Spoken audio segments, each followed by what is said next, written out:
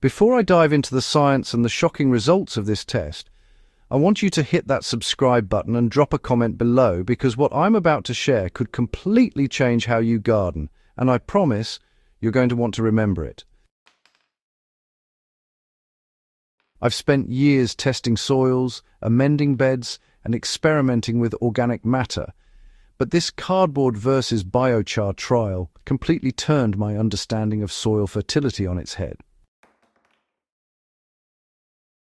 By the end of this guide, you'll have practical, actionable knowledge to supercharge your garden's health, whether you're a beginner or a seasoned grower.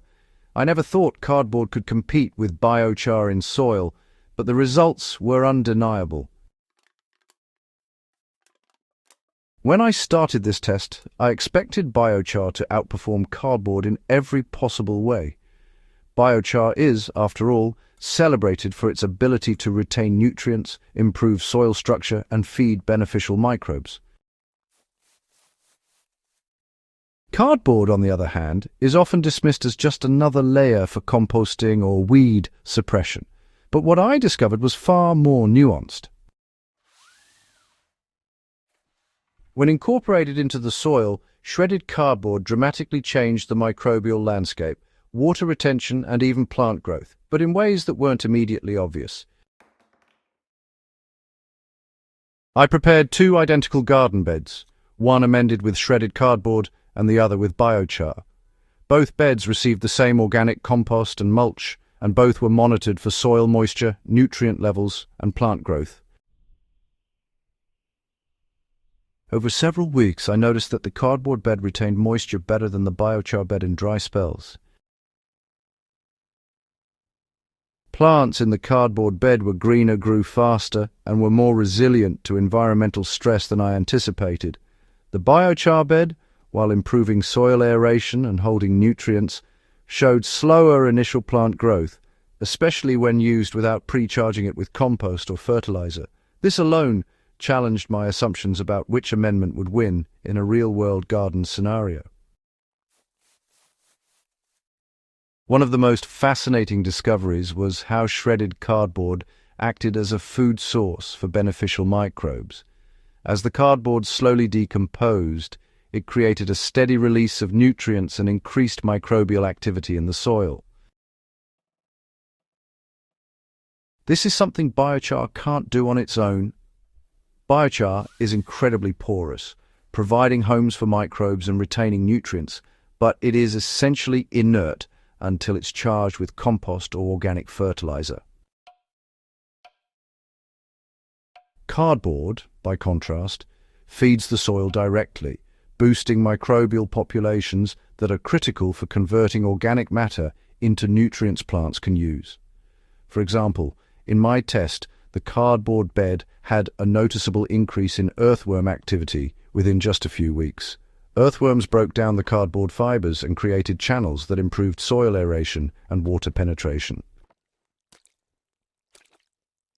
In practical terms, if you have a 4 by 8 foot garden bed, you could layer about 1 to 2 inches of shredded cardboard under 3 to 4 inches of compost, water it thoroughly, and let the microbes and worms do their work.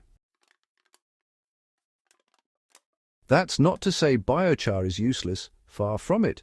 Biochar excels in improving soil structure, holding water, and locking in nutrients, especially in sandy or depleted soils. The catch is that raw biochar is nutrient neutral and needs to be charged.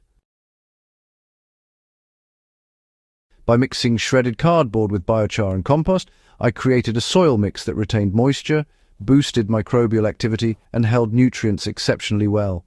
The cardboard decomposed, feeding microbes and supporting worms, while the biochar trapped the nutrients released and maintained excellent aeration. Plants grew faster, stronger, and were noticeably healthier compared to beds amended with only one material. The real revelation from this experiment was that soil health isn't just about one super amendment. It's about creating a living system that balances organic matter, microbial activity, and nutrient retention. Cardboard provides food, biochar provides structure and nutrient retention, and compost ties it all together. Used alone, each has limitations. Used together, They form a powerhouse soil that feels alive under your hands. For gardeners, this means rethinking soil amendments. Instead of chasing the latest super soil additive, focus on building a balanced, dynamic system. Regularly add shredded cardboard as part of your organic matter rotation, charge your biochar with compost or manure, and always prioritize microbial activity. Over time, this approach reduces watering needs, increases plant resilience, and leads to bigger, healthier yields. So, what's the bottom line for your garden? Don't underestimate the power of cardboard.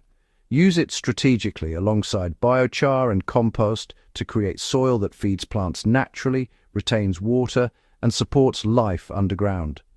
Start small if you're nervous. Try a single raised bed first, observe the results, and scale up as you gain confidence. Whether you're growing vegetables, herbs, or flowers, this combination will radically improve your soil's performance.